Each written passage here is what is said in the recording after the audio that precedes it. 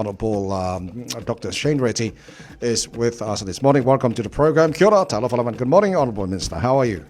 Morena koutou talofa lava. Aloha te tele lava. Thank you so much for your time. It's Mental Health Awareness Week this week. What's the best thing we can do to reach out and help those who are going through mental health? So I think the best thing we can do is to have our radar spinning for our loved ones and our co-workers who may be struggling. Just noticing changes in behaviour, noticing changes in mood, things out of the ordinary, and then finding that appropriate person or creating that safe environment for them to appropriately share at what the challenges are, and then where necessary to then seek further help from health professionals. I think that's how we can be most helpful, by early recognition and then having a plan in place as to what to do if there are concerns. I think that would be good steps. Honourable Minister, you know better than I do. How can I know, how would I know that someone is going through mental health? So several things. Mostly it would be a change in their normal demeanour, their normal composure. Normally a alert and a happy person, suddenly having a mood that is down, having or expressing thoughts that may be more negative than positive, maybe less energy, tiredness. These are all some of the early signs of people who are starting to suffer from mental illness. And I think those of us close to our loved ones are in the best place to, one, see the signs, see the difference, and two, to provide that safe environment for dialogue. Okay, thank you. My co-host Natasha would like to ask a question, please. Tēnā koe. Tēnā koe. Morena. I just need to ask, because we are now on this week of mental health awareness, and Māori and Pacific communities face this proportionally higher mental health challenges. How is the ministry working to ensure that mental health services are culturally appropriate and accessible for these communities? So the Minister for Mental Health, Minister Matt Ducey, is very aware as is the whole health system, around the cultural implications for mental illness. How, one, it can be a significant contributing factor, but also how often the solutions can sit within a cultural milieu, that people are able to better remedy and find solutions if it's in keeping with their cultural context, their cultural capital. And so Minister Ducey and all of the mental health professionals are very aware of this. And a large number of programs, if not all of the programs, look to be culturally competent, no matter what that culture may be, Māori, Pacifica, non-Māori, non-Pacifica, etc. So there's a real awareness of cultural implications for mental health through the whole health workforce.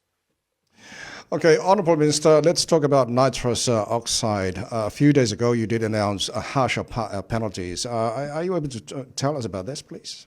Sure. In collaboration with MedSafe, we've now determined that nitrous oxide, when it's inhaled, is an illegal, unapproved psychoactive substance. That has a range of implications. It means that it then becomes illegal when it's used for inhalation, illegal to supply, illegal to possess, and illegal to use. So it will give MedSafe compliance teams more tools to address this. More specifically, if you are a vaping store, for example, a specialist vaping store, it is just not possible that this could be considered a food product, that you are selling nitrous oxide due to food. You are not a food store. Right. And so the Psychoactive Substances Act will be coming for you. The challenge we have is where there is legitimate food premises who might legitimately have nitrous oxide, for example, for whipping cream, and then how we differentiate that between that as a approved use and an unapproved use. And we're looking offshore to some of what's being done, for example, in Western Australia and in other areas, and our existing legislation, as to how we could have a second phase that might better address that difference between legitimate use and now illegal use. Honourable Minister, I want to ask you, Chom is only 3 or 4 weeks away, hosted by Samoa.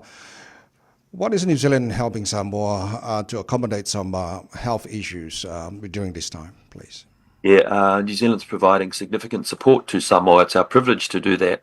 And we're providing a number of things. We're providing medical consumables, ambulances, paramedics, providing a lot of support to what will be a very successful Chogam. And we're very excited for Samoa to hold the Chogam. And I'm sure it will be a wonderful event.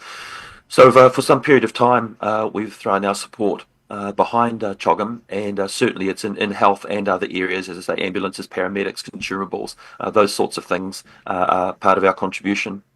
Are you going to be in one of the New Zealand's representatives? Look, I'm certainly hoping to. We'll have to see if we can align schedules. Yeah. But it would certainly be a privilege. I very much learnt a lot and was able to contribute to Pacific Island Forum Right. A month or so ago.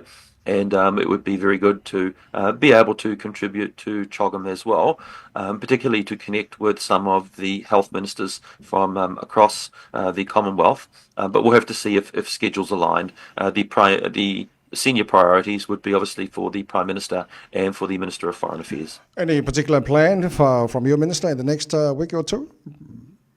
We're still continuing to progress the work that the Ministry for Pacific Peoples is leading out, more particularly the Pacifica Healthy Homes Initiative, which is a refit and refurbishment of homes that would benefit from the Healthy Homes Initiative, which we know decreases attendances in emergency department, decreases sickness off work, increases productivity. So continuing to work with the Ministry for Pacific Peoples in what's looking like a really good rollout. I'm very encouraged.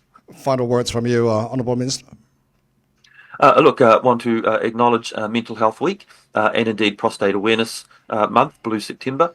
Want to recognise that also.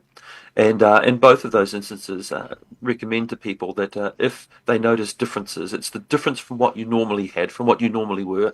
Those are the things that are worth raising with health professionals. So please do that. Honourable Minister Dr. Shane Reti, Whawhetai Tele Lava, thank you so much for your time. So have a great day. No, ora mai kia pai tora. Whawhetai Lava. O le Whangon Minister, o le Sefo Maraloina, o le Minister for Tangata Pasifika, New Zealand, Honourable Dr. Shane Reti.